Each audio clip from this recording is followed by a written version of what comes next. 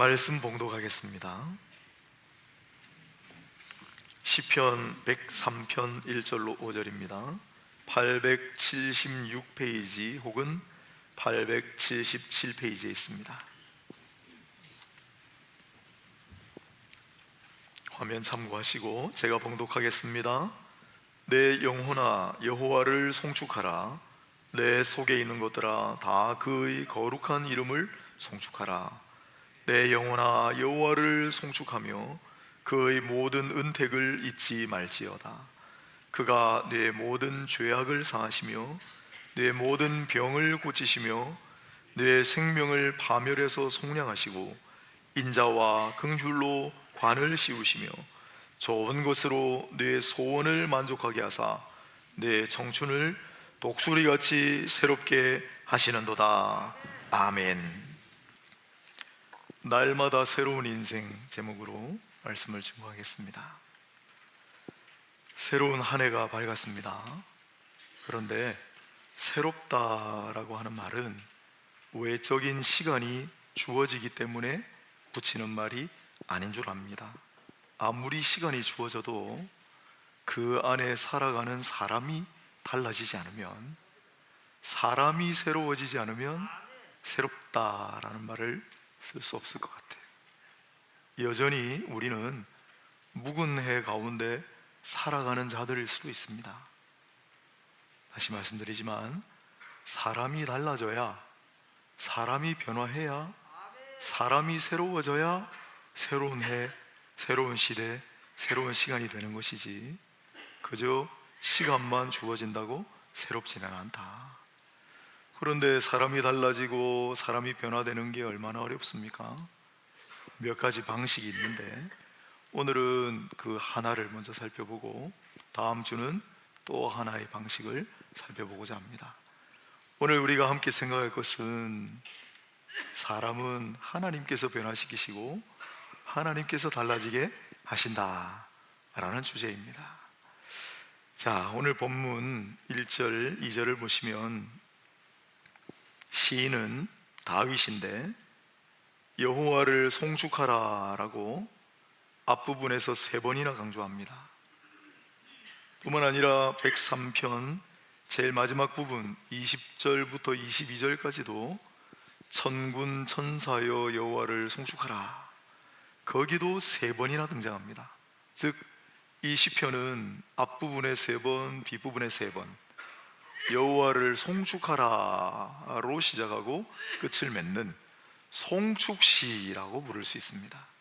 시편 104편이 그러하고 또 145편인가 한 번 더 나올 거예요. 송축시. 그러면 송축하다라는 말이 무슨 뜻인가 궁금하잖아요. 제가 지금부터 말씀드리는 이 내용을 모르시는 분은 온천제일교회의 권속인지 아닌지 한번 점검해 보셔야 합니다. 제가 우리 교회에서 직간접적으로 각 예배 시간마다 정말 많이 이야기했기 때문에 여기 송축하다라는 말은 바라크예요. 바라크. 제가 오바마 미국 대통령 사진도 보여드리면서 설명도 했잖아요. 오바마 대통령 앞에 이름이 바락 오바마거든요. 관련이 있을 거로 생각합니다. 이 바락이란 말은 하나님께서 인간을 향하여 바락이라고 쓰시면 복이라고 번역돼요. 우리가 말하고 우리가 좋아하는 복이란 말이 바로 바락입니다. 하나님께서 인간에게 바락하실 때는 복이에요. 아브라함에게 너는 복이 될지라, 그게 바락이에요. 그러면 반대로 사람이 하나님 앞에 하나님께 올려드릴 때 그것도 바락이라고 씁니다. 그걸 뭐로 번역하죠? 하나님은 우리에게 복을 주신다 할 텐데 우리는 하나님에게 뭘 드릴 수 있습니까? 우리가 하나님 앞에 올려드리는 행위는 뭐로 번역할까요? 우리 신앙의 선배님들이 고심에 고심을 거듭하다가 송축하다라고 번역한 거예요. 바락입니다. 그러면 송축하다라는 건 무슨 의미일까 생각해 보면 우리가 하나님께 올려드릴 수 있는 게 뭐가 있습니까? 찬양이 있죠. 찬양. 그 다음에 감사를 올려드릴 수 있죠. 또 우리의 존경과 우리의 영광과 우리의 모든 것을 다 하나님께 올려드릴 수 있죠. 그게 전부 송축입니다. 바락입니다. 시편 103편, 104편은 대표적인 송축시에 해당합니다. 특히 시편 103편에서 다윗은 여호와를 송축하라. 누구더러? 내 영혼아. 삼자화 시켜가지고 내 영혼이여 여호와를 송축하라 하고 계속 얘기합니다. 무엇 때문에? 물론 하나님을 송축해야 할 이유는 천만 가지도 넘습니다. 오늘 본문에도 하나님은 공의로우시다, 하나님은 인자하시다, 하나님 우리를 구원하신다, 마지막에 보면 하나님 만유를 창조하신 주의 나라로 주를 왕으로 삼으시고 통치하신다. 하나님을 송축할 이유는 천만 가지가 넘지만, 그러나 오늘 이 시편 103편에서는 특별한 이유가 있습니다. 이게 바로 5절에 있는 구절입니다. 마지막에 내 청춘을 독수리같이 새롭게 하시는도다. 청춘을 독수리같이 새롭게 하시는도다. 여기 지금 우리 회중 가운데 나는 청춘입니다 라고 하실 분도 계신 것 같지만, 대부분은 아이고 나는 청춘은 지났는데요. 그러면 이 시편은 다윗이 청춘 때 썼을까요? 그렇지 않을 것 같아요. 이미 많은 세월에 경과하여 노년에 완숙했을 때 썼던 시라고 일컬어집니다. 그런데 왜 내 청춘을 이라고 합니까? 우리는 주 안에서 다 청춘이기 때문에 그렇습니다. 그걸 독수리에 비해, 주 안에서는 다 청춘인데, 그것만 해도 감사한데 그 청춘을 또한 날마다 독수리같이 새롭게 해주시는 하나님, 그래서 송축한단 말이에요. 다윗은 주 안에서 청춘 같은 자기 인생을 독수리에 비유했어요. 독수리. 이사야도 그랬죠. 이사야 40장 31절에 독수리 날갯짐같이 올라갈 것이며, 또 다른 시편 기자인 시편 1편의 기자는 나무에 비유했어요. 주 안에 있는 인생은 뿌리를 강에 뻗친 나무와 같아서 1편 시편 늘 푸르다, 진액이 마를 날이 없다, 결실이 마르지 않는다 그랬잖아요. 또한 예레미야도 17장 8절 예레미야서에 그 잎이 청청하며 그랬어요. 뿌리를 깊이 강가에 뻗치는 그 말은 우리가 우리의 영적인 뿌리를 주 안에 깊이 내릴 때 우리는 항상 마르지 않는 나무와 같다, 청청하다라고 표현해요. 다윗은 청춘이라고 했고, 또 다른 시편 기자와 예레미야는 청청하다고 한 것이 바로 주 안에 있는 저와 여러분의 모습입니다. 아멘. 그런데 그와 같은 모습도 너무 감사한데 그것조차도 날마다 새롭게 하신다고 하니 얼마나 감사합니까? 그래서 다윗은 그 은혜를 입고 그 은혜를 잊지 말지어다 하면서 여호와를 송축하라, 여호와를 송축하라.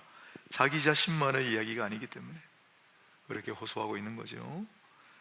그래서 독수리같이 청춘을 새롭게 하신다. 그렇다면 하나님께서 새롭게 하시는 것은 구체적으로 어떤 모습일까를 생각해 보게 됩니다.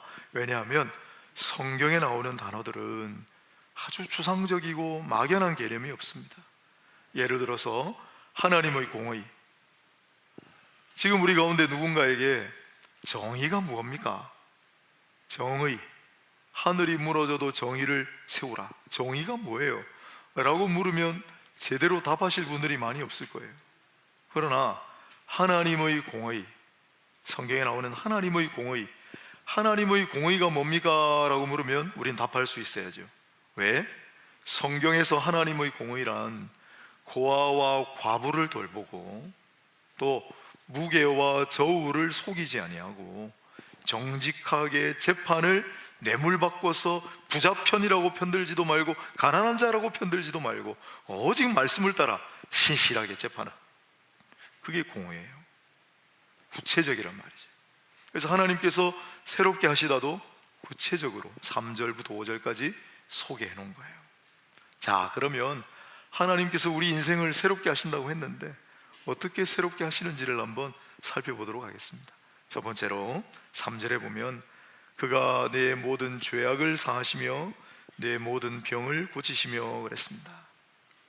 이게 첫 번째예요. 왜냐고요? 가만히 생각해 보십시오. 몸이 아프고 몸이 고장이 나고 마음이 상했는데 뭘 어떻게 해야 새로워지겠습니까?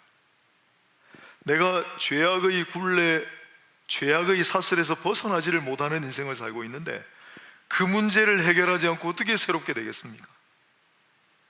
그래서 몸의 병을 고치시고 그리고 죄악을 사하신다가 제일 먼저 나오는 거예요.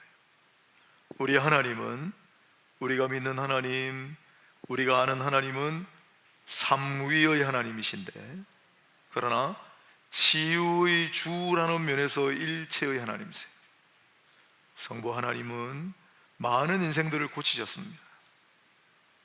그 몸의 질병들을 고치시고 회복시켜 주셨는데, 구약 성경에 보면 많은 사례가 있고 그 결정판이 바로 출애굽기 15장 26절에 있는 말씀이죠.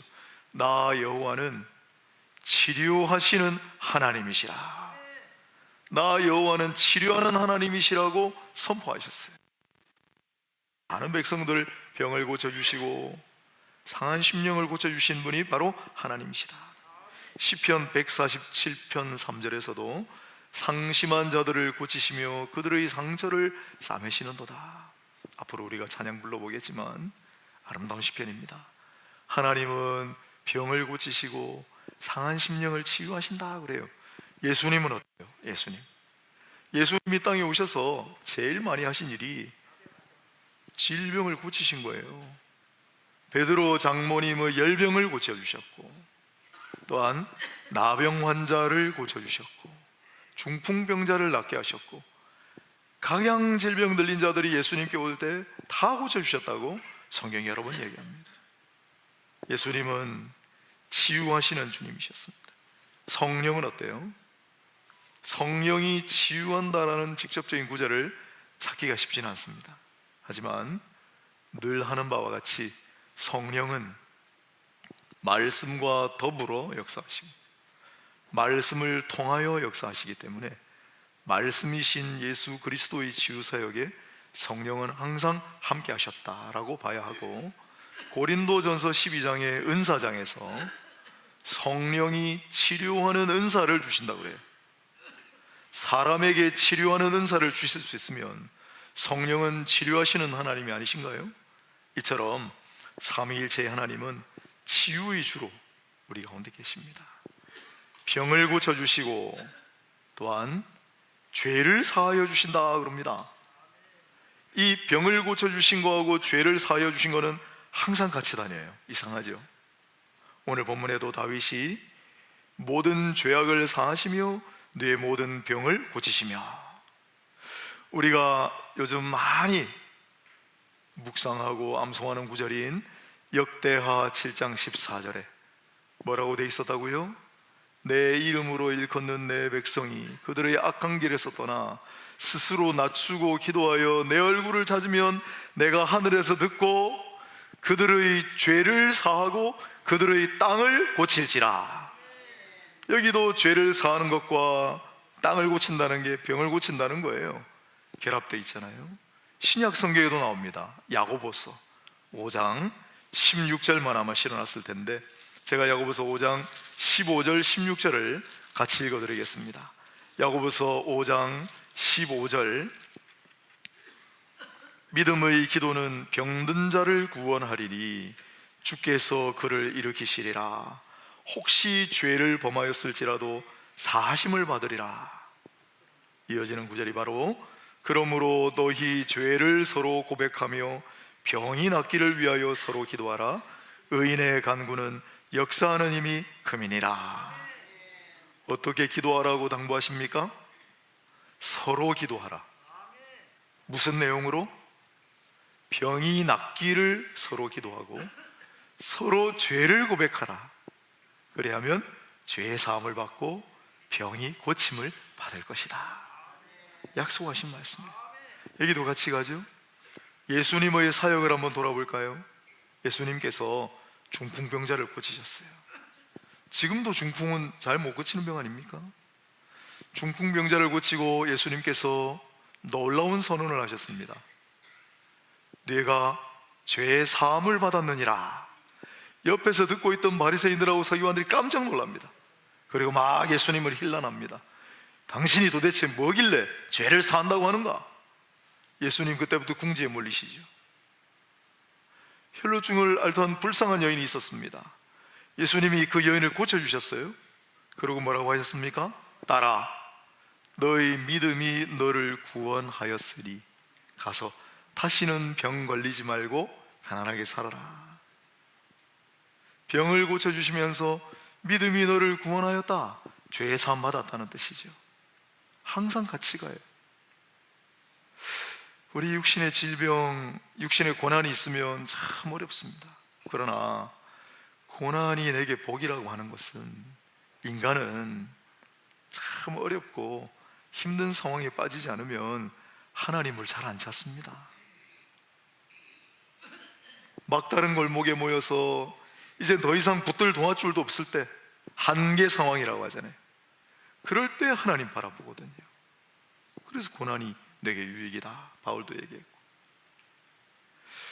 그렇게 하나님 앞에 나아갈 때 몸이 아파서, 뭔가 우리의 죄된 인생 때문에, 그래서 하나님께서 그 몸의 질병을 고쳐주시고 그 죄를 사함받게 하심으로 말미암아 참된 신자로 거듭나게 하시는 거예요. 그런 은혜가 오늘 여기 짧게 소개되어 있는 겁니다. 우리는 흔히 죄의 사함을 받는 것보다 병이 고침받는 걸 더 어려워합니다. 그러나 어거스틴의 말을 들어보십시오. 우리는 질병을 너무 중한 것이라고 말한다. 질병뿐이겠어요? 우리가 겪는 슬픔, 고통, 우리에게 일어난 엄청난 일들, 우리는 그걸 너무 어렵다, 너무 크다라고 얘기합니다. 그러나 어거스틴의 말은 다릅니다. 의사가 되시는 하나님은 그보다 더 크시다. 하나님은 전능하신 의사시기 때문에 못 고칠 질병이 없다. 그의 손을 뿌리치지 말라. 하나님은 그 환자를 만드셨다. 하나님은 그 영혼을 만드셨다.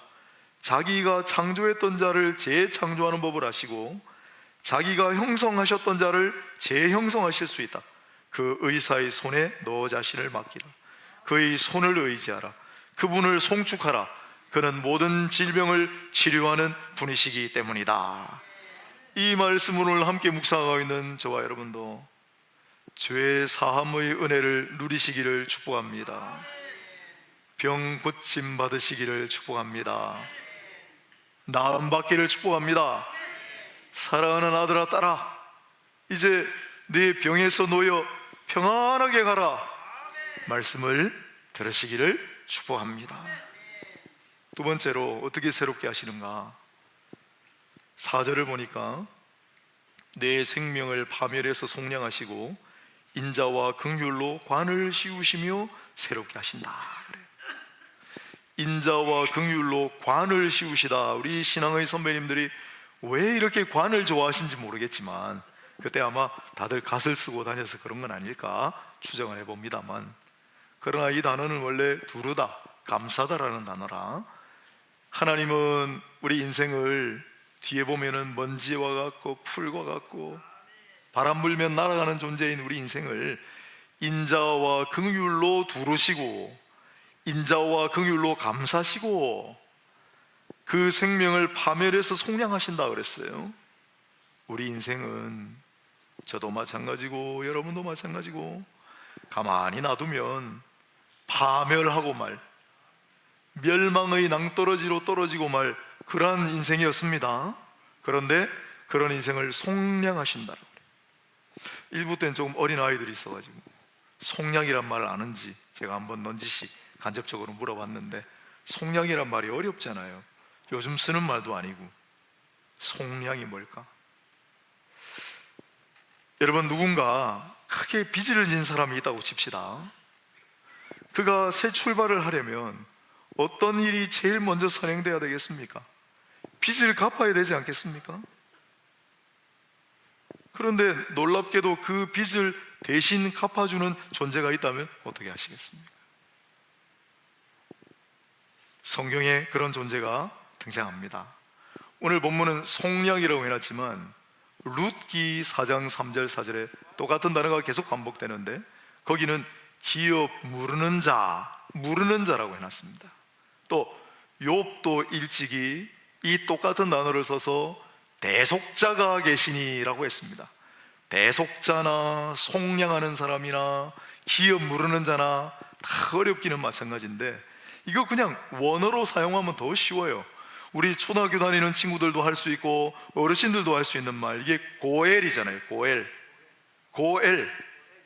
고엘 대신 갚아주는 사람이라는 뜻입니다. 내 빚을 대신 갚아주고 내가 빼앗겼던 땅을 대신 되찾아주고 심지어 우리 후손을 대신 이어주고, 이게 고엘입니다. 구약에 등장하는 대표적인 고엘은 보아스죠. 나오미와 룻이라고 하는 불쌍한 시어머니와 며느리, 남편도 잃고 자식도 잃고 고향으로 빈털터리가 되어 돌아온 그 나오미와 룻의 빚을 갚아주고 잃었던 땅을 되찾아준 인물, 그가 보았습니다. 고엘입니다. 신약 성경에는 바울이 대표적인 고엘입니다. 도망친 노예인 오네시모를 바울은 제자로 말아들였어요. 그리고 내가 감옥에서 낳은 아들이다 라고까지 합니다. 그런 다음에 오네시모가 도망쳐 나온 주인 빌레몬에게 편지를 쓰잖아요. 그게 빌레몬서예요. 당신한테서 도망쳤던 노예인 오네시모를 내려 데리고 있는데 그가 완전히 새롭게 변했으니 내가 제자 삼았소. 그러니 이제 다시 당신한테 돌려보낼 테니까 잘 대우해 주시오.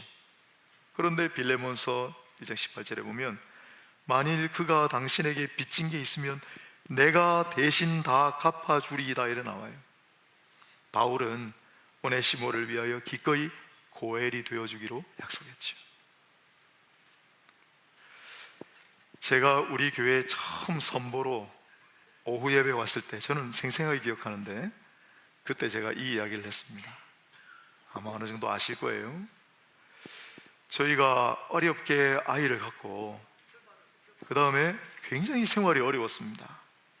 빚이 점점 자꾸 불어가지고 나중에는 감당 안 될 수준으로, 그 당시 우리 부부에게 너무 힘들었어요. 매달이 너무 힘들었어요. 근데 어느 날 도저히 안 돼. 이젠 더 이상 붙들 사람이 없어. 그래서 제가 예전에 가르치던 학생의 어머님에게 제가 전화를 했습니다. 그만큼 절박했나 봐요. 사정을 설명해 드리니까 돈을 좀 빌려주셨어요. 그런데 또 똑같은 일, 더 이제 불어났죠, 빚이. 또 전화를 한 번 더 했어요.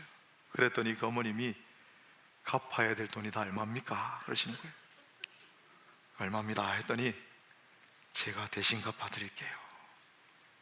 그리고 휘영이 어머니인데 휘영이 장가갈 때 갚아주세요. 그래서 다 빚을 청산해 주셨어요. 나는 그 고마움을 지금도 잊지 못해. 내 은인이라고 부릅니다. 얼마 전에 휘영이가 장가를 들었습니다. 제가 가서 주례를 했습니다. 아버님, 어머님께 제가 결혼식 마치고 살짝 가서 얘기했습니다. 조금만 기다리시면 갚아드릴게요. 목사님, 기도해 주신 덕분에 우리가 그동안 은혜를 많이 받았습니다. 안 갚아주셔도 됩니다.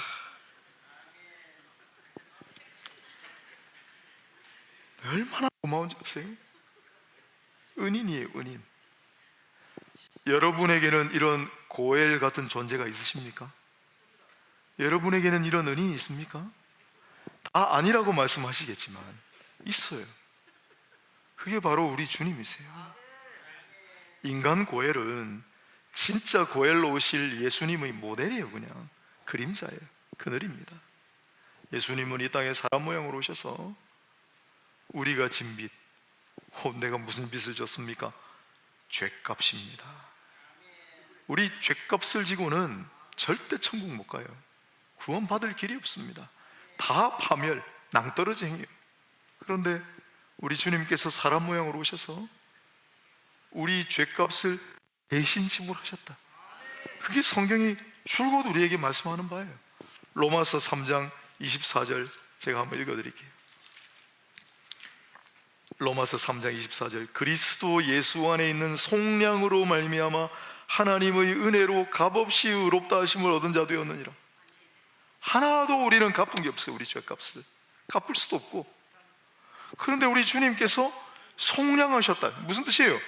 대신 갚으셨다는 거예요. 뭘로? 에베소서 1장 7절을 보면 이렇게 되어 있습니다. 우리는 그리스도 안에서 그의 은혜의 풍성함을 따라 그의 피로 말미암아 속량과 죄사함을 받았느니라. 우리가 갚을 길이 없는 이 죄값을 우리 주 예수 그리스도께서 당신의 피로 갚으셨다는 거예요. 피값으로 치르셨다는 거예요. 당신의 생명으로 우리의 죄값을 치르셨다는 거예요. 여러분, 이보다 더 큰 은이 있습니까? 이보다 더 큰 고엘이 있습니까? 우리 다 그런 은혜를 입은 사람들이에요. 이제 누가 물어보면 은이 있냐고 물어보면 없다고 하지 마세요. 우리에겐 고엘이 계세요. 우리의 은인이 계세요. 그분이 아니었으면 우리의 생명은 파멸했고 절대 구원받을 일이 없고 새롭게 변화받을 일이 없는 거예요. 우리가 값 없이, 아무 조건 없이, 아무 대가 없이 이 은혜를 받았기 때문에 은혜를 갚고 살아야 되지 않겠습니까? 우리도 바울처럼 보아스처럼 누군가의 고엘이 되는 그런 인생을 살아야 하지 않겠습니까? 한 10여 년 전에 우리 기독교계 일부 진영에서 빚 갚아주기 운동을 한 적이 있습니다. 부채 탕감 운동, 주빌리 프로젝트라고 했는데, 주빌리란 말은 희년이란 말입니다. 구약의 70년마다 돌아오는 해에 빚도 다 갚아주고 노예도 풀어주고 땅도 되찾아주고 하는 제도가 있어요. 희년입니다. 주빌리 프로젝트 하다가 뒤에는 코바디스 프로젝트 뭐 그랬지만은 한 10여 년 전에 하다가 시들시들해졌어요. 다시 생각해 보게 되었습니다. 그냥 제가 말씀을 준비하다가 제가 묵상하고 떠오르는 거니까 그냥 들어주세요. 우리 대학생들이 학자금 대출을 받거든요. 그 학자금 대출이 모이면 상당히 부담됩니다. 제가 이걸 어떻게 아느냐면, 제가 신학대학원을 졸업하고 종신대 석사 과정에 가서 대학원 공부를 했습니다. 그때 등록금 다 학자금 대출 받아가지고 냈습니다. 공부할 때는 7년 거치, 10년 거치 하잖아요. 7년쯤 지나고 갚겠다고 원금하고 이자고. 그 7년, 10년이 한참 오래 나왔어요. 금방 돌아와요. 그리고 제가 이 교회 담임 목사로 있으면서 불과 얼마 전에 그 빚을 다 갚았는데, 다달이 돌아오는 그 학자금 대출 원금하고 이자 받는 게 상당히 부담스러웠어요. 제가 부담스러우면 우리 청년들이 졸업하고 직장 가가지고 자기 한 몸 간수하기도 빠듯한데, 그게 어느 순간부터 돌아오기 시작하면 야, 이거 원금 이자 갚는 거 굉장히 부담스러울 텐데, 제가 너무 잘 알아요. 동명상련이라. 그래서 우리 교회가 고엘이 되는 심정으로 이 대학생들 학자금 대출을 좀 갚아주면 안 되나 해가지고, 한꺼번에 갚기는 좀 우리도 부담스러우니까 매달 돌아오는 거 우리가 좀 대신 원금하고 이자 내주면 안 되나, 그런 생각하게 됐습니다. 어떻게 하면 우리 교회 청년부가 부흥할까, 제가 이 생각 저 생각하고 기도하는데 오늘 말씀 묵상하면서 그런 생각이 떠올랐어요. 물론 그것 때문에 청년부를 부흥하고 그건 아니겠지만, 이 말고도 우리 주변에 있는 많은 분들, 빚진 분들, 당한 분들, 우리가 할 수 있다면, 아니 해야만 하지만, 우리가 고엘이 되어서, 내가 고엘이 되어서, 내가 기업 무르는 자가 되어서 우리가 받은 은혜를 갚으면서 살아가는 은혜의 인생들이 다 되시기를 바랍니다. 세 번째로 하나님께서 우리를 날마다 새롭게 하는 방식은 바로 5절에 있습니다. 좋은 것으로 내 소원을 만족하게 하사. 새롭다라고 하는 말은 좋다라는 말을 전제합니다. 무슨 뜻이냐면, 우리가 무언가 나아졌을 때, 좋아졌을 때 새롭다라고 하지, 더 안 좋아지고 더 나빠지고 더 쇠퇴했을 때 우리 새롭다라고 하지 않아요. 그죠? 새롭다라는 말은 좋다라는 말을 전제로 하고 있기 때문입니다. 다윗도 이렇게 말합니다. 좋은 것으로 내 소원을 만족하게 하사 새롭게 하시나보다. 다윗의 일편단심입니다. 다윗은 항상 이와 같은 고백을 했어요. 시편 34편 10절에도 여호와를 찾는 자에게는 좋은 것을 주시리로다. 여호와를 찾는 자에게는 선한 것을 주시리로다. 내가 믿습니다라고 고백했어요. 그런데 여러분, 시편 34편 상황이 어떤 상황이냐면, 다윗이 아비멜렉 앞에서 미친 척하고 살아남았을 때, 모든 동포들이 다윗의 등을 돌리고 모든 민족들이 자기를 죽이려고 해요. 갈 데가 없어요. 유일하게 다윗이 피신할 곳이라고는 자기가 죽였던 골리앗의 고향밖에 안 남은 거예요. 거기 가면 무사합니까? 그래서 거기 가서 그 지도자 앞에서 미친 척하고 살아남았어요. 비굴하게, 비참하게 이루 말할 데 없는, 나락으로 떨어져도 더 이상 떨어질 데가 없는 그런 곳까지 내려간 상태에서 다윗이 뭐라고 했다고요? 여호와를 찾는 자에게는 그럼에도 불구하고 좋은 것을 주실 줄로 믿습니다. 주님을 경외하는 자에게는 선한 것을 주실 줄로 믿습니다. 다윗의 일평생 고백이었어요. 언제 어떤 상황에서도 다윗은 내가 믿는 하나님, 내가 의지하는 하나님은 나에게 좋은 것, 선한 것을 주시리로다 늘 고백하며 새로운 출발점에 항상 새롭게 변하며 사는 인생이었습니다. 우리도 그와 같은 인생 살아갈 수 있게 되기를 소원합니다. 어떤 분이 글을 써놓으셨더라고요. 참 힘들죠 요새. 내일은 더 나아지리라, 내일은 더 좋아지리라, 내일은 더 기뻐하리라, 내일은 더 사랑하리라, 내일은 더 아름다워지리라, 내일은 더 자유로워지리라. 믿는 사람이 쓴 게 아닙니다. 믿는 세상 사람들도 이렇게 고백한다는 거예요. 그럼 우리는 어떻습니까? 우리는 다 덧붙여야죠. 내일은 더 나아지리라, 주 안에서. 내일은 더 좋아지리라, 주 안에서. 내일은 더 기뻐하리라, 주로 말미암아. 내일은 더 사랑하리라, 주로 말미암아. 내일은 더 아름다워지리라, 주를 믿기 때문에. 내일은 더 자유로우리라, 주로 말미암아.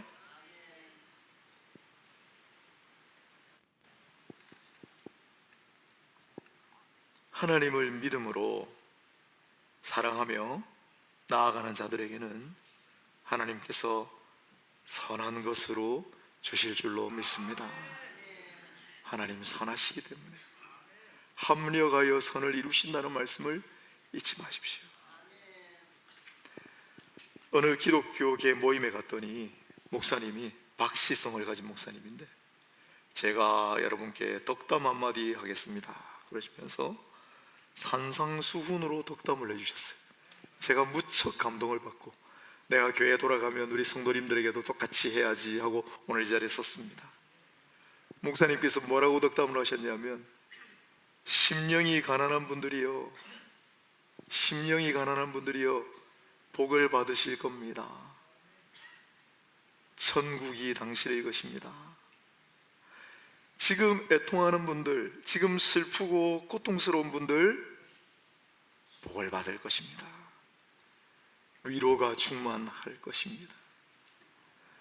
온유한 분들, 나는 왜 이렇게 세상에서 바보같이 사나? 맨날 억울함 당하고 화도 한 번 낼 줄 모르고 늘 냉가슴처럼 있죠. 그러나 그렇게 온유한 분들은 복이 있을 것입니다. 하나님께서 땅을 기업으로 주신다고 약속했습니다. 지금 줄이고 목마른 분들은 복이 있을 것입니다. 주께서 배불리 먹이실 것입니다. 누군가를 긍휼히 여길 줄 아는 분들은 복이 있습니다. 주님으로부터 긍휼히 여김을 받을 것입니다. 사람들로부터 긍휼히 여김을 받게 될 것입니다. 마음이 청아한 분들, 마음이 깨끗한 분들은 복이 있을 것입니다. 하나님을 보게 될 거예요. 화평하게 하는 분들, 늘 평화의 사도로 살아가시는 분들은 복이 있을 것입니다. 하나님의 자녀라 일컬음을 얻게 될 것입니다. 의로 말미암아, 나로 말미암아 핍박받고 박해받는 자들은 복이 있을 것입니다.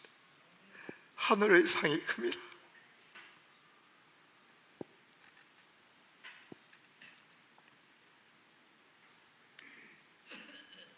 묵은 시간과 지금의 우리 상황은 어떨지 몰라도 하나님은 그를 믿고 신뢰하는 자들을 새롭게 하십니다. 몸을 고치시고 죄를 사하여 주시고 우리의 빚을 갚으시고 인자와 긍휼로 우리를 감싸시고 우리에게 좋은 것으로 채워주십니다. 그러한 하나님의 은혜 아래 새롭게 달라져서 변화를 받아 눈부시게 새로운 한 해, 새로운 시대, 새로운 시간들을 살아가시기를 축복합니다.